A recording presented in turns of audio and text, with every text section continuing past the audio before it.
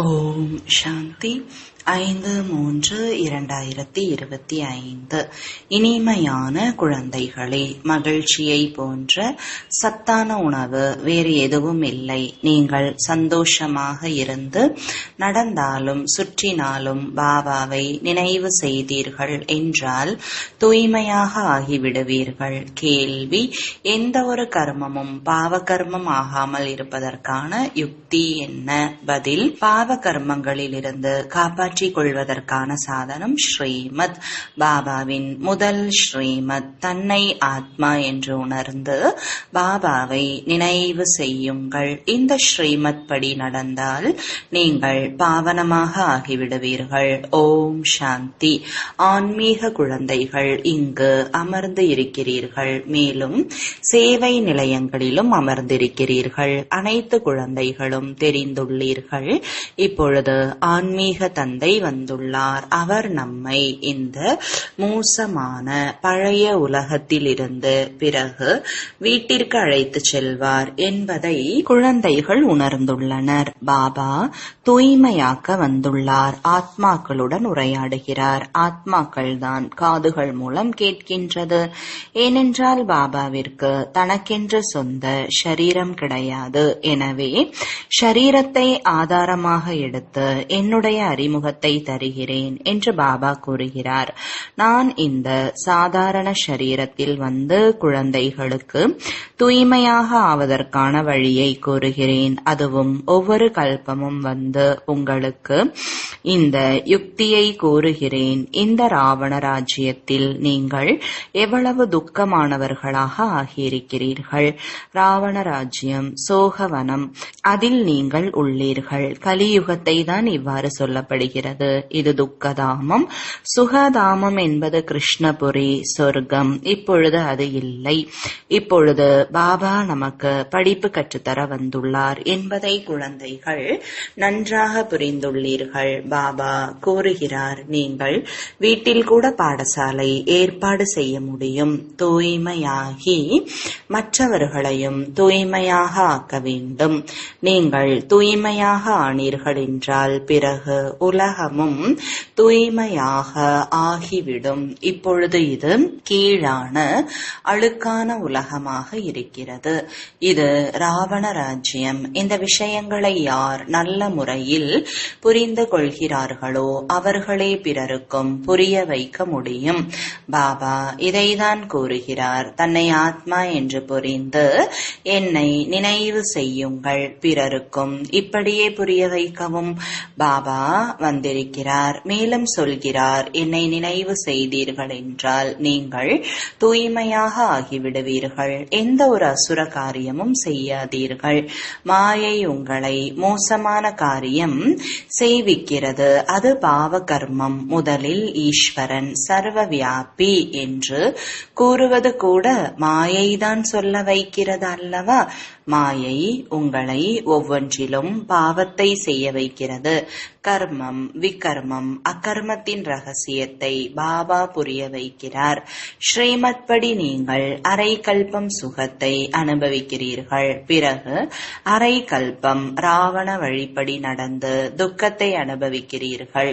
இந்த ராவண ராஜ்யத்தில் நீங்கள் பக்தி செய்து கீழேதான் இறங்கி வந்து இருக்கிறீர்கள். நீங்கள் இந்த விஷயங்களை புரிந்து கொள்ளாமல் கல் புத்தியாக இருந்தீர்கள். கல் புத்தி மற்றும் தங்க புத்தி என்று சொல்லப்படுகிறது அல்லவா?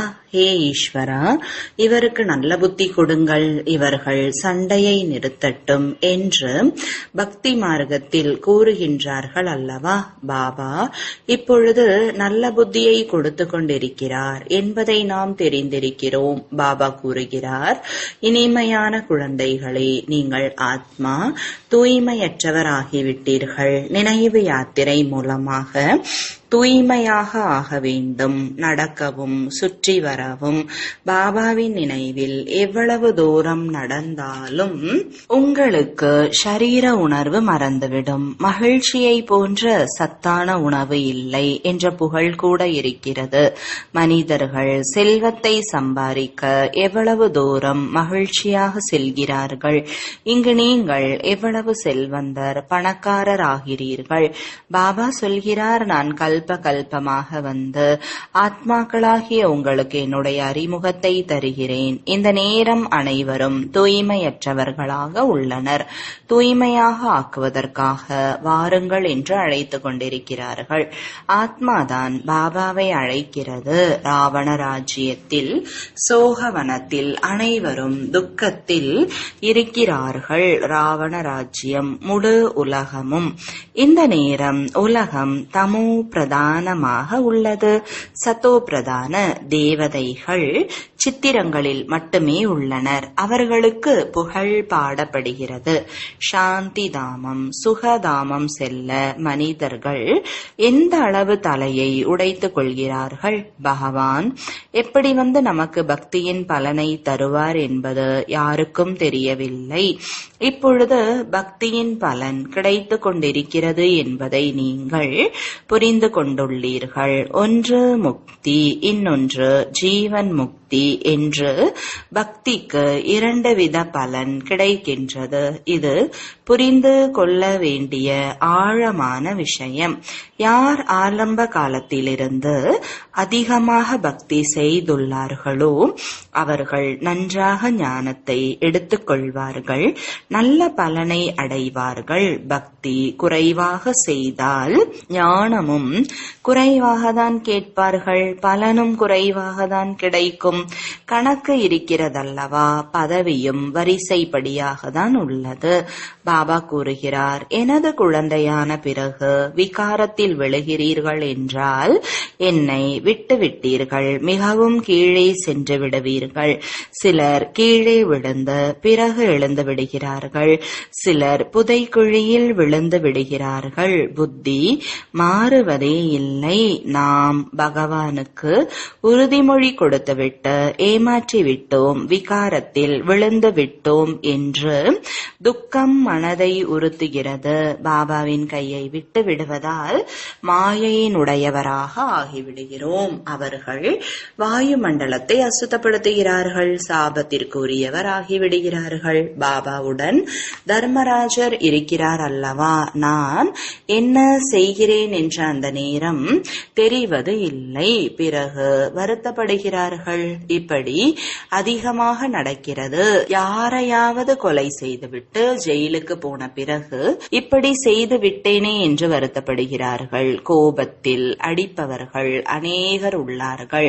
பத்திரிகைகளில் செய்திகள் வருகிறது, நீங்கள் செய்தித்தாள்கள் படிப்பது இல்லை. உலகத்தில் என்னென்ன நடந்து கொண்டிருக்கிறது உங்களுக்கு தெரிவது இல்லை.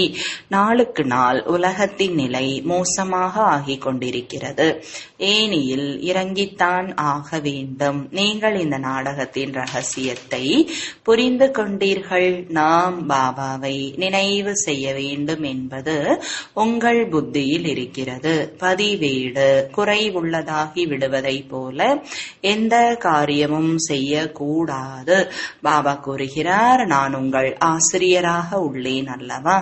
ஆசிரியரிடம் மாணவர்களின் படிப்பு மற்றும் நடத்தை காண பதிவேடு இருக்கும் அல்லவா. சிலருடைய நடத்தை மிகவும் நன்றாக உள்ளது, சிலருடையது குறைவாகவும், சிலருடையது மிக மோசமாகவும் உள்ளது. வரிசைப்படியாக இருக்கிறார்கள். இந்த பரம தந்தை எவ்வளவு உயர்ந்த படிப்பை கற்றுத்தருகிறார். இவரும் கூட ஒவ்வொரு குழந்தையின் நடத்தையை தெரிந்து இருக்கிறார். என்னிடம் இந்த பழக்கம் இருக்கிறது, இதனால் நான் தோல்வி அடைந்து விடுவேன் என்பதை என்பதை கூட நீங்கள் தெரிந்து கொள்ள முடியும். பாபா ஒவ்வொரு விஷயத்தையும் தெளிவுபடுத்தி புரிய வைக்கிறார். படிப்பை நல்ல முறையில் படிக்கவில்லை, பிறருக்கு துக்கம் கொடுத்தீர்கள் என்றால் துக்கப்பட்டு இறப்பீர்கள். பதவியும் குறைந்துவிடும், தண்டனை அதிகமாக அடைய வேண்டி இருக்கும். இனிமையான குழந்தைகளே, தன்னுடைய மற்றும் பிறருடைய அதிர்ஷ்டத்தை உருவாக்க வேண்டும் என்றால் கருணை உள்ளம் கொண்ட சுபாவத்தை கடைபிடிக்க வேண்டும். எப்படி பாபா கருணை உள்ளமுடையவராக இருப்பதால் நமக்கு ஆசிரியராக ஆகி படிப்பு கற்றுத் தருகிறார். சில குழந்தைகள் நல்ல முறையில் கற்று பிறகு கற்பிக்கின்றார்கள். இதில் கருணையுள்ளம் இருக்க வேண்டும். ஆசிரியர் கருணையுள்ளம் உடையவர் அல்லவா? எப்படி நல்ல பதவி அடைவது என்பதற்காக வருமானத்திற்கான வழியை கூறுகிறார். உலகிய படிப்பில் அநேக விதமான ஆசிரியர்கள் உள்ளார்கள். இவர் ஒரே ஒரு ஆசிரியர். படிப்பு கூட ஒன்றுதான். மனிதனிலிருந்து தேவதையாக ஆகக்கூடிய படிப்பு. இதில் முக்கியமானது தூய்மைக்கான விஷயம். அனைவரும் தூய்மையை ஏற்றுக்கொள்கிறார்கள். பாபா வழிகாட்டுகிறார். யாருக்கு அதிர்ஷ்டம் இல்லையோ அவர்கள் என்ன செய்ய முடியும்? உயர்ந்த மதிப்பெண் பெறாதவர்களுக்கு ஆசிரியர் என்ன முயற்சி செய்வார்? பாபா எல்லைக்கு அப்பாற்பட்ட ஆசிரியர். பாபா கூறுகிறார், உங்களுக்கு வேறு யாரும் உலகத்தின் முதலிடை கடைசியின் சரித்திரம் பூகோளத்தை புரிய வைக்க முடியாது. உங்களுக்கு ஒவ்வொரு விஷயமும் எல்லையற்றதாக புரிய வைக்கப்படுகிறது. உங்களுடையது எல்லையற்ற வைராகியம். இதை கூட உங்களுக்கு புரிய வைக்கிறார். இப்பொழுது தூய்மையற்ற உலகம் விநாசமாகி தூய்மையான உலகம் உருவாகிறது. சந்நியாசிகள் துறவற மார்க்கத்தை சார்ந்தவர்கள். உண்மையில் அவர்கள் காட்டில்தான் இருக்க வேண்டும். ஆரம்பத்தில் ரிஷி முனிகள் அனைவரும் காட்டில்தான் இருந்தார்கள். அவர்களிடம் சதோ பிரதானத்தின் சக்தி இருந்தது. மனிதர்களை கவர்ந்து இழுத்தார்கள். எங்கெங்கோ உள்ள குடில்களுக்கெல்லாம் அவர்களுக்கு சாப்பாடு எடுத்துச் சென்றார்கள். துறவிகளுக்கு ஆலயம் கட்டுவதில்லை, எப்பொழுதும் தேவதைகளுக்கு தான் ஆலயம் கட்டுகிறார்கள். நீங்கள் எந்த பக்தியும் செய்யவில்லை. நீங்கள் யோகத்தில் இருக்கிறீர்கள். அவர்களிடம் பிரம்ம தத்துவத்தை நினைவு செய்வதற்கான ஞானம் இருக்கிறது. பிரம்மத்தில் ஐக்கியமாக நினைக்கிறார்கள். ஆனால் பாபாவை தவிர அங்கு வேறு யாரும் நம்மை அழைத்து செல்ல முடியாது. பாபா சங்கம யுகத்தில் வருகிறார். வந்து தேவி தேவதா தர்மத்தை உருவாக்குகிறார். மற்ற அனைத்து ஆத்மாக்களும் திரும்ப சென்று விடுகிறார்கள். ஏனென்றால் உங்களுக்கு புது உலகம் வேண்டும் அல்லவா? பழைய உலகத்தில் யாருமே இருக்க வேண்டாம். நீங்கள் முழு உலகிற்கும் அதிபதி ஆகிறீர்கள். எப்பொழுது நம்முடைய ராஜ்யம் இருந்ததோ அப்பொழுது முழு உலகத்திலும் நாம் தான் இருந்தோம். வேறு எந்த கண்டமும் இல்லை. இங்கு அதிகமான நிலப்பரப்பு இருந்தது. அங்கு நிலப்பரப்பு அதிகமாக இருந்தாலும் கடலை வற்ற வைத்து நிலப்பரப்பை உருவாக்குகிறார்கள். ஏனென்றால் மக்கள் தொகை அதிகரித்து கொண்டே செல்கிறது. கடலை வற்ற வைப்பது, இதனை அயல் நாட்டிலிருந்து கற்றுக்கொண்டார்கள். பாம்பே முதலில் என்னவாக இருந்தது? மீண்டும் அது இருக்காது. பாபாவிற்கு அனுபவம் அதிகமாக இருக்கிறதல்லவா? நில அதிர்வு ஏற்படுகிறது. அணு ஆயுத மழை பொழிந்தால் என்ன செய்வார்கள்? வெளியில் வர இயலாது. அதிகமான இயற்கை சீற்றங்கள் வரும். இல்லை என்றால் எப்படி இவ்வளவும் அழிந்துவிடும்? சத்தியுகத்தில் பாரதவாசிகள் கொஞ்சம் பேர் மட்டும்தான் இருப்பார்கள். இன்று என்ன இருக்கிறது, நாளை என்னவாக போகிறது, இவை அனைத்தையும் குழந்தைகள் தெரிந்திருக்கிறீர்கள். இந்த ஞானத்தை வேறு யாரும் தர முடியாது. பாபா சொல்கிறார், நீங்கள் அனைவரும் தூய்மையற்றவர்களாக இருக்கிறீர்கள். எனவே எங்களை தூய்மையாக ஆக்குங்கள் என்று அழைக்கிறீர்கள். நான் தூய்மையான உலகத்தை உருவாக்க வருகிறேன், பாபா வந்துள்ளார் என்பது குழந்தைகளுக்கு தெரியும். நல்ல நல்ல யுக்திகளை கூறுகிறார். இறைவனின் மகா வாக்கியம் மன்மனாபவ. தேகத்துடன் கூடிய தேக சம்பந்தங்கள் அனைத்தையும் விட்டு என் ஒருவனை மட்டும் நினைவு செய்யவும். இதில்தான் முயற்சி உள்ளது. ஞானம் மிக சகஜமானது. சிறிய குழந்தைகள் கூட உடனே நினைவு செய்துவிடும். மற்றபடி தன்னை ஆத்மா என்று உணர்ந்து பாபாவை நினைப்பது மிக கடினம். பெரியவர்கள் புத்தியில் கூட தங்குவது இல்லை. சிறியவர்கள் எப்படி நினைவு செய்ய முடியும்? சிவபாபா சிவபாபா என்று கூறுவார்கள். ஆனால் எதையும் புரிந்து கொள்ளவில்லை. நானும் புள்ளி, பாபாவும் புள்ளி. இதை நினைவில் கொண்டு வருவது கடினம். இதனை சரியான ரூபத்தில் நினைவு செய்ய வேண்டும். பெரிய விஷயம் ஒன்றுமில்லை. பாபா கூறுகிறார், எனது சரியான ரூபம் புள்ளி. எனவே நான் யார், எப்படி இருக்கிறேன், இதை நினைவு செய்யவும். இதில்தான் மிக பெரிய முயற்சி இருக்கிறது.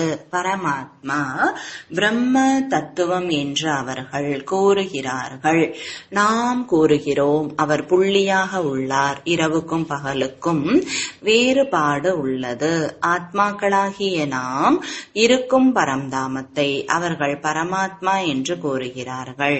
நான் ஆத்மா, பாபாவின் குழந்தை. இந்த காதுகள் மூலம் கேட்டுக்கொண்டிருக்கிறேன். நான் பரமாத்மா, மேலான உலகில் இருப்பவன் என்று பாபா இந்த வாய் மூலமாக கூறிக்கொண்டிருக்கிறார். நீங்கள் மேலான உலகத்தில் இருக்கிறீர்கள். ஆனால் பிறப்பு இறப்பில் வருகிறீர்கள். நான் வருவது இல்லை. நீங்கள் இப்பொழுது 84 ஜென்மத்தை புரிந்து கொண்டிருக்கிறீர்கள். பாபாவின் நடிப்பு என்ன என்பதையும் புரிந்து கொண்டீர்கள். ஆத்மா சிறிது பெரிது ஆவது இல்லை. மற்றபடி இரும்பு யுகத்தில் வருவதால் அழுக்காகி விடுகிறது. இவ்வளவு சின்னஞ்சிறிய ஆத்மாவிற்குள் முழு ஞானமும் இருக்கிறது. பாபாவும் கூட சிறிய புள்ளி. ஆனால் அவரை பரம ஆத்மா என்று சொல்லப்படுகிறது. அவர் ஞானக்கடல். அவர் உங்களுக்கு புரிய வைக்கிறார். இந்த நேரம் நீங்கள் எதை படிக்கின்றீர்களோ கல்பத்திற்கு முன்பு கூட படித்திருக்கிறீர்கள். இதன் மூலம் நீங்கள் தேவதை ஆகியுள்ளீர்கள். உங்களில் யார் தூய்மையற்றவராகி தனது புத்தியை அழுக்காக ஆக்கிவிடுகிறார்களோ அவர்களின் அதிர்ஷ்டத்தில் தோஷம் ஏற்பட்டு விடுகிறது. ஏனென்றால் அவர்களால் தாரணை செய்ய முடிவது இல்லை. மனம் உள்ளுக்குள் உறுத்தும். நீங்கள் பவித்திரமாகுங்கள் என்று பிறருக்கும் அவர்களால் சொல்ல முடியாது.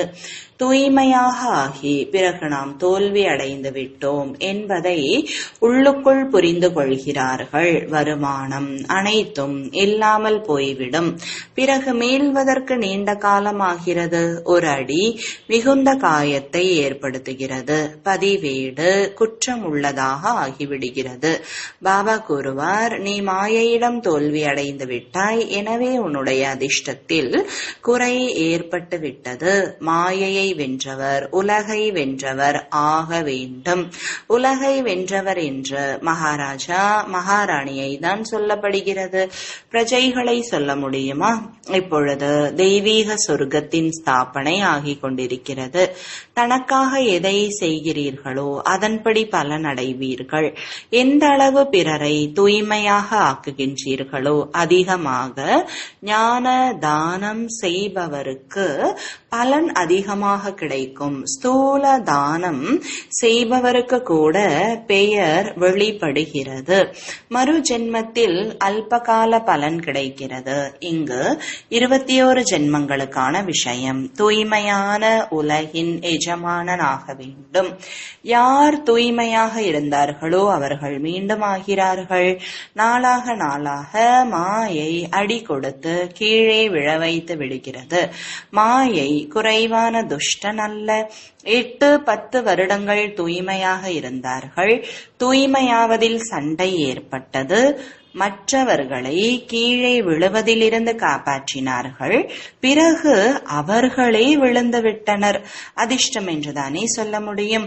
பாபாவினுடையவராக ஆகிய பிறகு மாயையினுடையவராக ஆகிவிட்டார் என்றால் விரோதி ஆகிவிட்டார். இறைவன் நண்பன் என்ற கதை கூட உள்ளதல்லவா. பாபா குழந்தைகளுக்கு அன்பு தருகிறார், காட்சி காண்பிக்கிறார். பக்தி செய்யாமலேயே காட்சி கிடைக்கிறது. ஏனென்றால் நண்பன் ஆகிவிட்டார். எவ்வளவு காட்சி கிடைத்தது. பிறகு மாயாஜாலம் என்று நினைத்து தொல்லை கொடுக்க ஆரம்பித்தார்கள். எனவே அதை பாபா நிறுத்திவிட்டார். பிறகு கடைசியில் நீங்கள் காட்சிகளை பார்ப்பீர்கள். ஆரம்ப காலகட்டத்தில் எவ்வளவு போதையாக இருந்தது. அதை பார்த்தும் கூட அநேகர் சென்று விட்டார்கள். சூளையிலிருந்து கற்கள் பக்குவமாகி விடுகிறது. சில வேகாமலேயே இருந்து விடுகிறது, சில உடைந்து விடுகிறது. எத்தனை பேர் சென்று விட்டார்கள். இப்பொழுது இவர்கள் லட்சாதிபதி கோடீஸ்வரன் ஆகிவிட்டார்கள். நாங்கள் சொர்க்கத்தில் இருக்கிறோம் என்று நினைக்கிறார்கள். இப்பொழுது சொர்க்கம் எப்படி இருக்க முடியும்? புதிய உலகத்தில்தான் சொர்க்கம் இருக்கும். நல்லது, இனிமையிலும் இனிமையான, காணாமல் போய் வெகு காலம் கழித்து கண்டெடுக்கப்பட்ட செல்லமான குழந்தைகளுக்கு தாயும் தந்தையுமாகிய பாப்தாதாவின் அன்பு நினைவுகள் மற்றும் காலை வணக்கங்கள். ஆன்மீக குழந்தைகளுக்கு ஆன்மீக தந்தையின் அன்பு நினைவுகளும் வணக்கங்களும். தாரணைக்கான முக்கிய சாரம். முதலாவது, தன்னுடைய உயர்ந்த பாக்கியத்தை உருவாக்க கருணை உள்ளம் உடையவராக ஆகி கற்று பிறருக்கு கற்பிக்க வேண்டும். ஒருபோதும் எந்த பழக்கத்திற்கும் வசமாகி தன்னுடைய பதிவேட்டை குறையுள்ளதாக ஆக்கிவிடாதீர்கள். இரண்டாவது, மனிதனிலிருந்து தேவதை ஆவதற்கு முக்கியமானது தூய்மை. எனவே ஒருபோதும் தூய்மையற்றவராகி தன்னுடைய புத்தியை அழுக்காக ஆக்கிவிடாதீர்கள். மனதை உறுத்துவது போன்று, வருத்தப்படுவது போன்று எந்த காரியமும் செய்ய வேண்டாம். வரதானம். விதை வடிவ நிலை மூலம் முழு உலகிற்கும் ஒளி என்ற தண்ணீர் கொடுக்கக்கூடிய நன்மை செய்யக்கூடியவர் ஆகுக. விளக்கம். விதை வடிவ ஸ்திதி அனைத்திலும் சக்திசாலியான நிலை. இந்த நிலைதான் லைட் ஹவுஸின் காரியத்தை செய்கிறது. இதன் மூலம் முழு உலகத்திலும் ஒளியை பரப்புவதற்கு நிமித்தமாகிறீர்கள். எப்படி விதை மூலமாக தானாகவே முழு மரத்திற்கும் தண்ணீர் கிடைத்து விடுகிறதோ, அதை போல எப்போது விதை வடிவ ஸ்திதியில் நிலைத்திருக்கிறீர்களோ அப்பொழுது உலகிற்கு ஒளி என்ற தண்ணீர் கிடைக்கிறது. ஆனால் முழு உலகிற்கும் உங்கள் ஒளியை பரப்புவதற்கு உலக நன்மை செய்பவர் என்ற நிலையில் இருக்க வேண்டும். அதற்காக லைட் ஹவுஸ் ஆகுங்கள், பல்பாக இருக்கக்கூடாது. ஒவ்வொரு சங்கல்பத்திலும் நினைவு இருக்க வேண்டும். அதாவது முழு உலகிற்கும் நன்மை பெறட்டும். ஸ்லோகன். அனுசரித்து போவதற்கான சக்தி ஆபத்தான சமயத்தில் மதிப்புடன் தேர்ச்சி அடைய செய்துவிடும். அவ்யக்த சமிஞ்சை. உண்மை மற்றும் பண்பாடு என்ற கலாச்சாரத்தை தனதாக ஆக்கிக் கொள்ளுங்கள். விளக்கம். பரமாத்மாவை வெளிப்படுத்துவதற்கான ஆதாரம் உண்மை. உண்மையின் மூலம்தான் தந்தையை வெளிப்படுத்த இயலும். ஒன்று, தனது நிலையின் உண்மைத்தன்மை. இரண்டாவது, சேவையின் உண்மைத்தன்மை. உண்மைத்தன்மைக்கான ஆதாரம் தூய்மை மற்றும் பயமற்ற தன்மை. இந்த இரண்டு தாரணைகளின் ஆதாரத்தில் உண்மையின் மூலம் பரமாத்மா வெளிப்படுவதற்கு பொறுப்பானவர் ஆகுங்கள். எந்தவிதமான தூய்மையற்ற தன்மை, அதாவது சிறிதும் உண்மை, தூய்மை இவற்றின் குறைவு இருக்குமானால் காரியத்தின் வெற்றி கிடைக்காது. ஓம் சாந்தி.